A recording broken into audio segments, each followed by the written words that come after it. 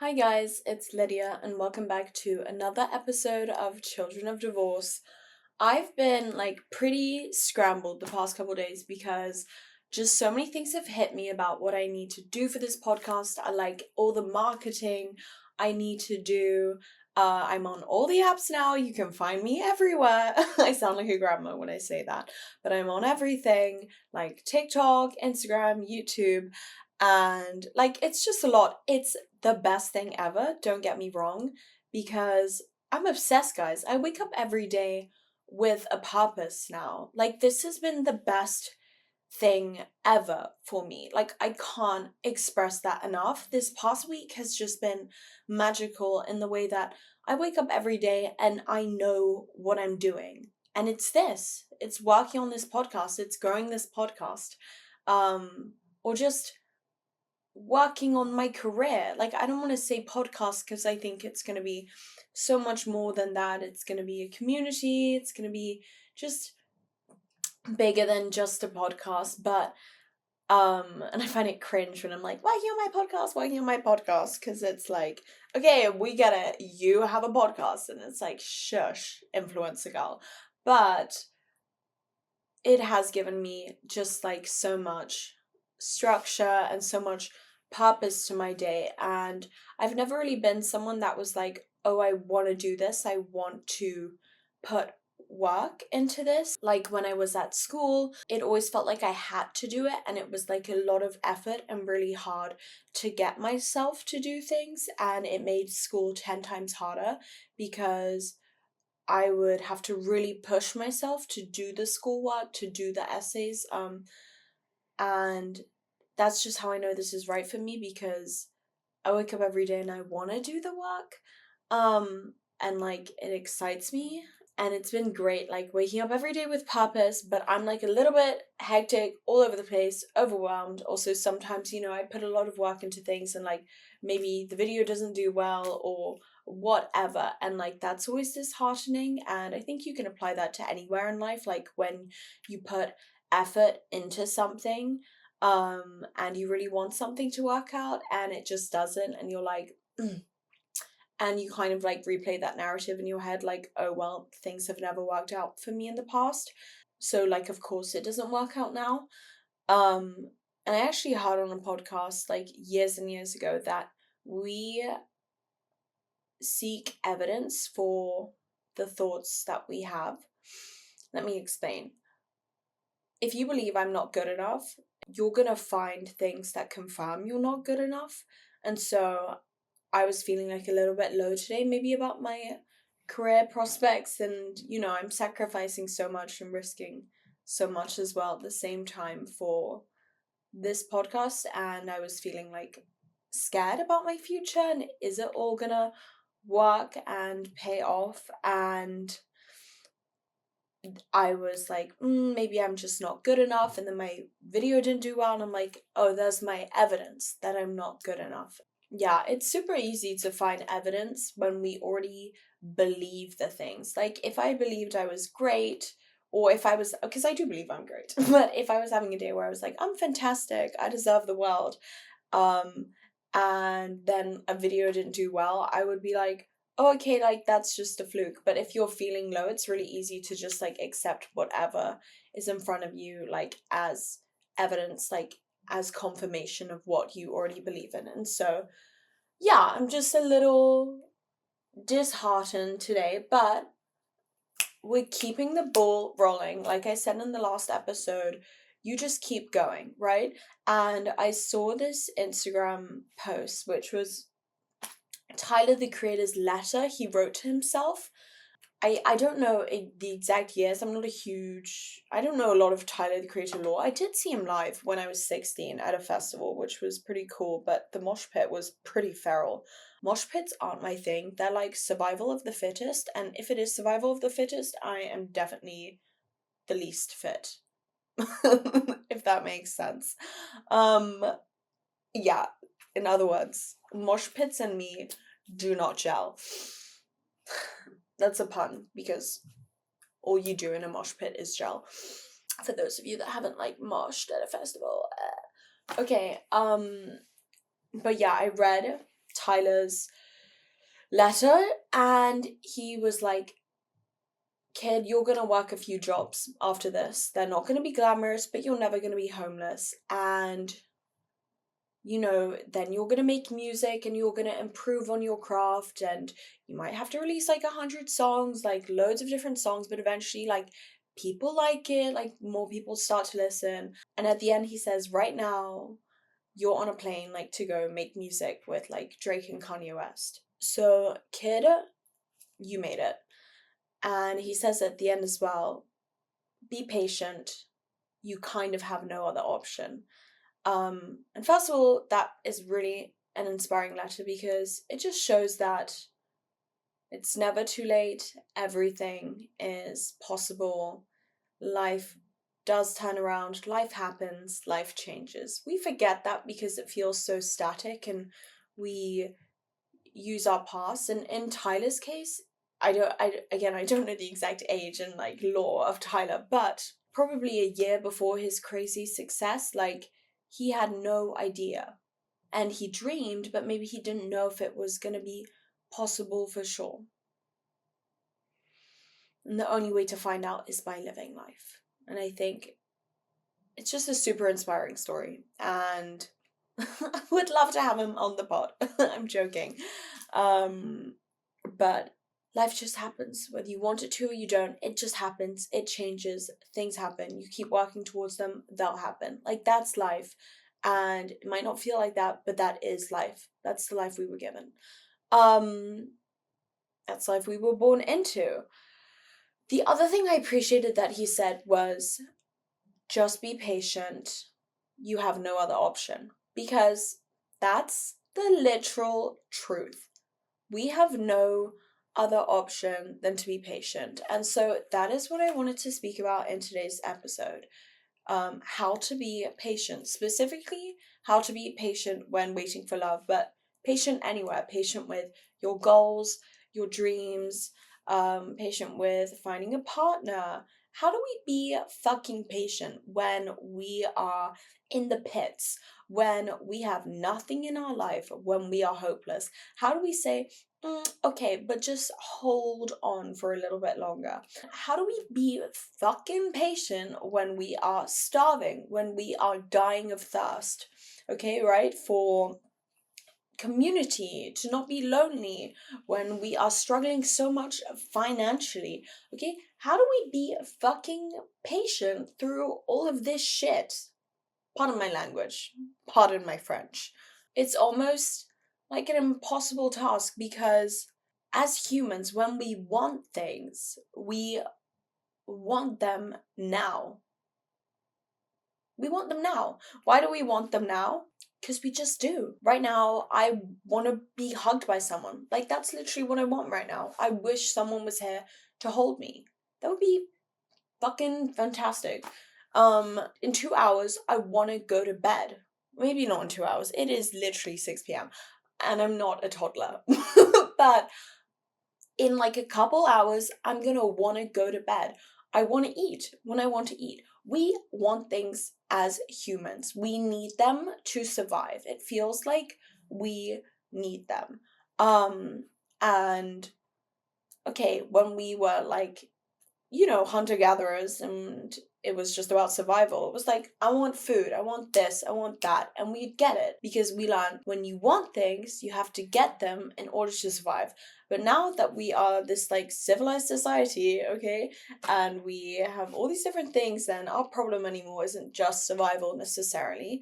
There's still that desire and that want and the feeling that we need those things right now. And it's so hard to be patient. I'm not going to sit here and tell you it's easy. I'm not going to sit here and tell you I mastered it because I literally have not whatsoever. And I can't tell you either to go watch like a 5-minute craft tutorial and build something and boom, all of a sudden you're super patient. That's not how it works. I would say I've been pretty patient over the years because, just to give a little backstory, I would say I began my extreme suffering when I was around 10 years old. And I underwent sexual abuse and my eating disorder started. And from that moment on, I kept saying, life has to get better. Life has to change for me. And a series of events from that point onwards caused my life to go even more downhill. And I was a 10-year-old girl, but my mother was very physically and emotionally abusive towards me. That put my life downhill. Um, I found school the most challenging thing ever. That was just the cherry on the top of the fucking cake. Okay, and then they wanted me to apply to college. Sorry, that's later on in the story, but yeah, I found school super challenging. My mom did abandon me and leave at one point, and I had to go live with my dad, who I wasn't very close with, never had lived with him before. Um, and then, yeah, I had to do college applications, and at the time, my depression was terrible. My eating disorder was terrible. I had bulimia. I was making myself sick. I was binge purging all the time. I didn't want to live, didn't have anything to live for, didn't have any friends. And then I thought, it's got to get better here. I'm like 18 at this point. And it gets worse. It gets worse. I go on my gap year. I'm even more lonely, even more distressed. I am calling ambulances all the time because I'm having panic attacks. I have really bad health anxiety because I'm both a bulimic and a smoker, and raging anxiety about my health, and I end up in Italian hospitals.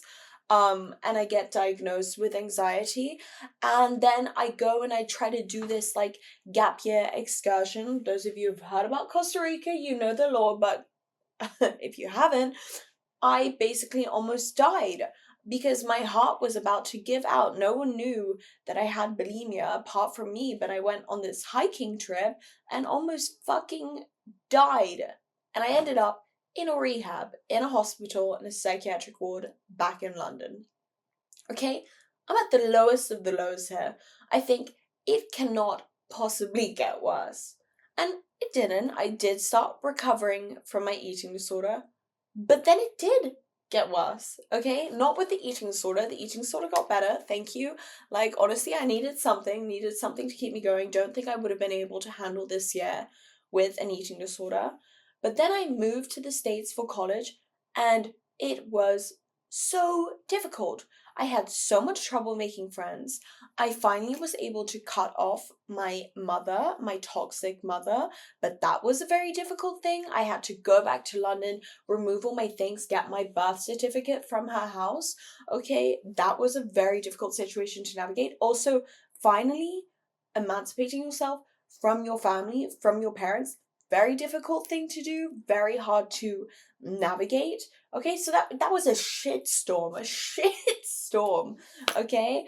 And yeah, college sucked. I had no luck with boys, with love, with friends, with anything, with career prospects. I didn't really enjoy my classes. So it got worse. And I thought, how on earth can it get worse? All I've been is patient. All I've been the past decade is patient, okay? I've waited and I told myself it's gonna get better, it's gonna get better. Just wait, just live through this.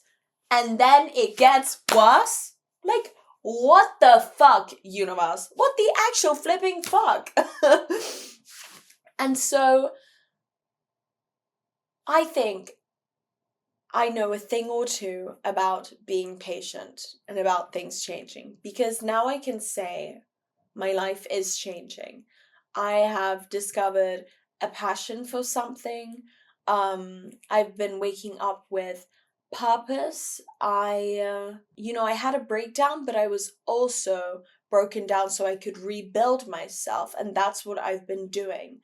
And maybe this year sucked as well, but I'm so physically strong now. I got to recover from my eating disorder. I'm mentally strong because I literally am going through my life right now with no one, with no parents, with no family, with nothing. and I'm fine. And I can do it by myself. And if that doesn't make me strong, I don't know what does, okay? But I've had to be so goddamn patient.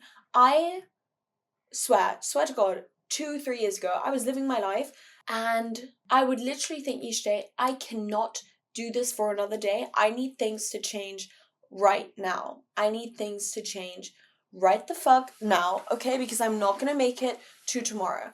Or I cannot go single for another moment, like when I'm really lonely. Or, for example, this year during college, sometimes I would go to bed and I'm like, I literally cannot last another moment single. I need someone in my bed tomorrow night. Like, I don't want to come home. I live in a single college dorm, and so that was pretty isolating.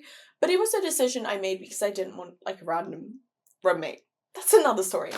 So we go off on tangents here. But yeah, I was like, I cannot come home to my college dorm another time and have no one be in there. And I think you guys know that feeling of impatience where you're like, I literally cannot go another second without this thing that I want. You guys know that feeling, right? And then you have to. And it's like, you motherfucking bitch. What are you, like, it's to whoever, to the universe, to God, to whoever you believe in, I would just like be like, what the actual flying fuck? Because it's not like I am doing nothing. I do a lot. I put myself out there to meet people. Because it's one thing if you're not doing anything, right? If you're like, when will things change?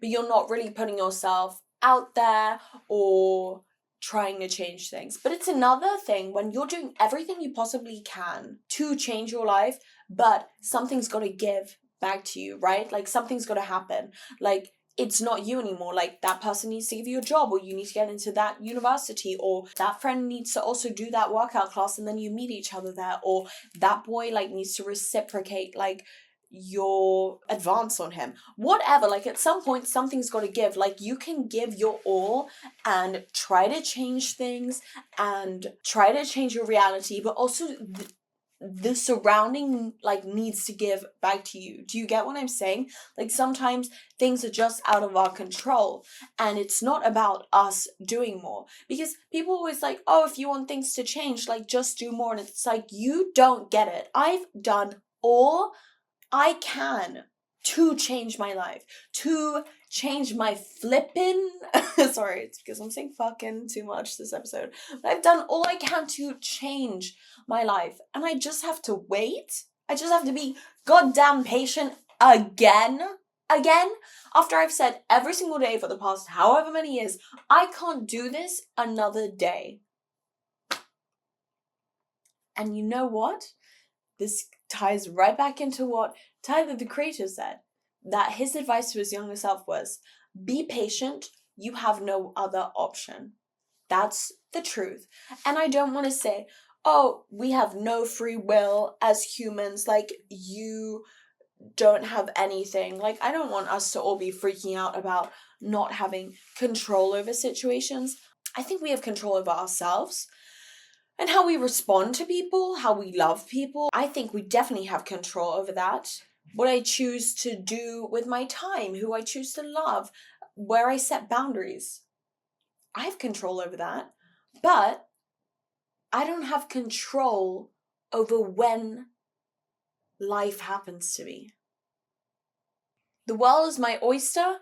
But what if that oyster has like the bad poisoning in it or whatever? I might like need another oyster or something like that. You know what I'm saying. It is so, I hope you guys can see how frustrated I am. I'm frustrated for myself. I'm frustrated for you. It is so frustrating to live life, to give it all your all, to try every day to change, and to feel like you are being punished, that things aren't working for you, that you have to keep going, that life is just hard, that life is suffering, that life is struggle. I know, I'm sorry. If I could change it, if I could snap my fingers for you, I would. Okay, but I can't because this is life. And that is what we need to do. We need to accept that this is life. Not accept that life is bad and is suffering, because I think life is so wonderful and it's going to be so wonderful to us. And we're going to have such amazing things in our lives. We're going to have beautiful, wonderful things. We're going to meet our people, the love of our life, or make amazing friends, or find something that you love and have success in the field that you want to. You're going to have such amazing things happen to you. Like, life is fucking long. Okay, I'm thinking right now, like, if I'm alive till I'm 90, that's 70 years I have to live. That's like longer than my mother's been alive. Like, that's a long time from now. Even when I'm 40 to 90 is another 50 years of your life. 50 years. I haven't even been alive 50 years. 50 is what, like 2.5 times as much as I've been alive right now. And at 40, I'm gonna have 2.5 times how much life I've lived right now. Like, okay, my maths is like all over the place a little bit here, but just bear with me. You get it. Like, we have a lot of time, actually. We have a lot of time. Everyone's like, life is precious, life is short. Life is long. Okay, I'm gonna break it down for you. Life is pretty fucking long. And I'm losing my patience. I wouldn't mind if it like just sped up a little bit. It's so aggravating sometimes. Do you guys ever get worried that you're like schizophrenic? Sorry to all my schizos out there, like, really. But like, I just get worried sometimes. Like, I think I used to get like irrational fears because I'm just worried that maybe I'm becoming schizophrenic and I don't realize it. And so I'm always like trying to check in with myself that I'm not becoming schizophrenic. I think we're in the clear, but you know what? It does develop at this age, so touch wood.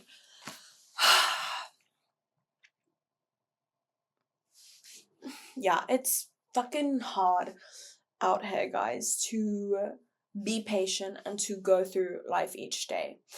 To be honest, I've really struggled this year. Really struggled because I've gone through so much and I thought it's finally got to get better, and then it got worse or kind of plateaued. And I was like, what? Like, what?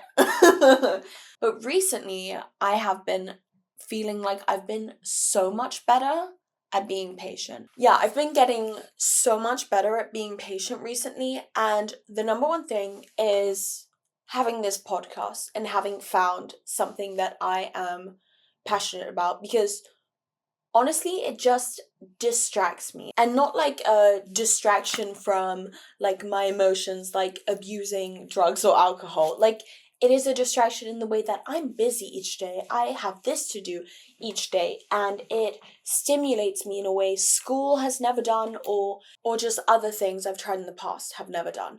And I'm not going to sit here and tell you, oh, just like go find a hobby, because I listened to podcasts for years and years that like, go find a hobby.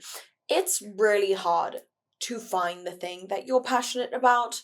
I've tried so many activities over the years, and even coming to college at the start, my days were so empty. But that's also because I was very selective about how to fill my days, because I knew I only wanted things that actually mattered to me or meant something to me or were going to add to my life. And so being selective and keeping your standards high for where you're going to spend your time and how you're going to spend your time is kind of my advice, because eventually you will find the thing you love. Like, it's the same with dating, right?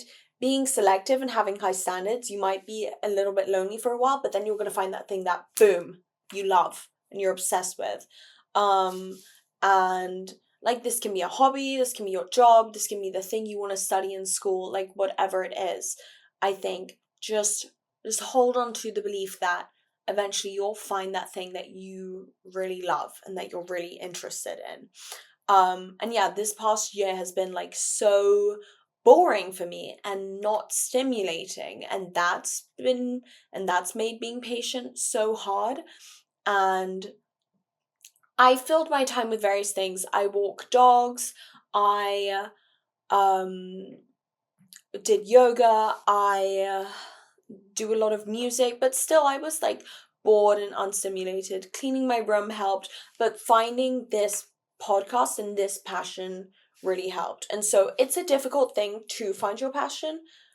Don't get me wrong at all. It is a very difficult thing to do, but you will find it eventually. And just knowing that you're gonna find that passion and knowing that eventually it will get easier to be patient.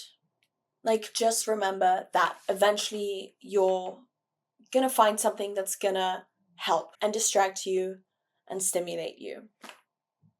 And this feeling of boredom won't last forever. I've struggled a lot with boredom, and I'll make an entirely separate episode about that. I've been so flippin' bored the past couple of years. It's ridiculous. Like, so ridiculously bored.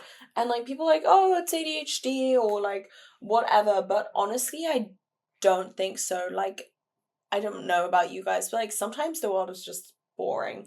And I think it's because I'm looking at it in the wrong way or whatever.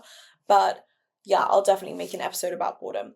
Something else that's helped me in being patient, and this is to do with love, is actually going out and experimenting. I think I held myself back a lot from like flirting with guys, going out to a bar, hooking up with someone, because I was like, I don't want to make another mistake. I don't want the anxiety. I don't want blah, blah, blah, blah, blah, right? Like, I wanted to avoid the pain and just get the good of a relationship. And so in turn, I was like, driving myself crazy because I was just waiting for this perfect guy to arrive. And so actually going out there and like having crushes on guys and hitting on a guy actually really helped me become okay with being single. And this has all happened this past week, bear in mind. Okay, I'm like, I'm okay being single. It's been 4 days. And it was because I had a traumatic experience on Friday last week where, and I mentioned this in the last episode, I just like spent 2 hours trying to hook up with this guy and like flirting with him, and like nothing happened, and it was just like so mortifying. Like, everyone saw me beelining for this guy, and now this guy just exists out there, knowing that like I flirted my ass off with him for 2 hours, whatever, right? It just made me uncomfortable, but doing that actually helped me so much because the next day I was like, I'm literally over men, like I am done. And not over men in the way that, oh, I don't want to look at them, because I do. When I'm going around campus, I still have my campus crushes. If a boy spoke to me, I would be open to it. Okay, like, of course I'm open to love. I love love. Okay, you guys know that about me. I'm like a little bit of a romantic.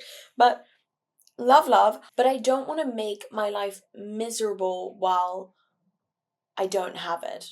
Because I feel like I spend a lot of my time being like, I can't wait for love, like I want to fall in love so badly, like looking for guys, obsessing over them, wondering like if this boy is gonna date me, all these different things, and that's been like driving me mad, I think. And so honestly, putting myself out there and having bad experiences has actually helped me become more patient with waiting for love. Yeah, just having seen all these different situations and experienced so much like turmoil over guys has actually helped me get over this like obsession and need for a boyfriend. And yeah, of course, as I mentioned before, I'm still open to it, but it's been nice this week. I've honestly been like, I want the real deal, or I want something nice and enjoyable. Like, I don't want to feel the crap I felt the past couple years.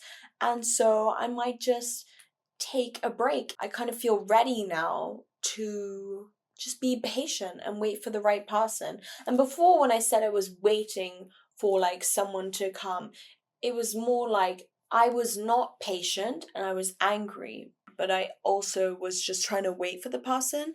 But actually, the solution to that impatience was going out there, trying things, having crushes, messing up, and then realizing that actually I do just want to wait. And so you can't kind of like cheat the system. Like, you do have to go through the emotions of life sometimes. You do have to go through all this turmoil. And yeah, I don't know if you ever read the children's book. I'm like speaking a lot about children's books recently, but I can't even remember the name, but my dad used to read it to me. And they get to like this big huddle. They're a family like on a trip, and they're like, we can't go under it. And they're like, we can't go under it. We can't go over it. We have to go through it. And that's life, guys. We can't go under it. We can't go over it. We can't go around. We can't cut the corners. We gotta go through it. We have to face it. We have to surrender. We have to accept. Easier said than done, right? I'm saying all these things like they're easy. They're fucking. Sorry, I keep saying it and rolling the N. I didn't know how that's possible. But we have to just go through it. And so, how do you be patient? You accept that you have to go through life and that this is a part of life and that we have a lot of time and that things are going to come to you. And I'm still not patient, okay? I'm going to go to dinner this evening and probably be like, why isn't this happening for me? Why isn't that? Okay, I'm trying every day to be more patient, but it gets better and it changes and life happens whether you want it to or you don't. Like, just don't forget that. And I just hope that this episode at least provided a little bit of solace from the chaos and carnage in your brain for half an hour. Yeah, I know how hard it is, guys. I know how worked up we can get. I just know that life is hard. It's not even about you and your relationship with yourself. I know you guys have worked so hard in your relationship with yourself. Like, it's not even that we're like harming ourselves. It's just that life is hard. But we're gonna get through it. We're gonna get through it together. And all these things that we want are coming for us and are happening for us. Okay, thank you guys so much for listening to another episode of Children of Divorce. This is the best thing ever. And I appreciate you guys so much. We got this. We'll be patient. We'll be patient kings and queens, and we'll make it through. Love you guys so much, and I'll see you in the next episode. Bye. Bye. Why did I do that with my head? That was so cringe.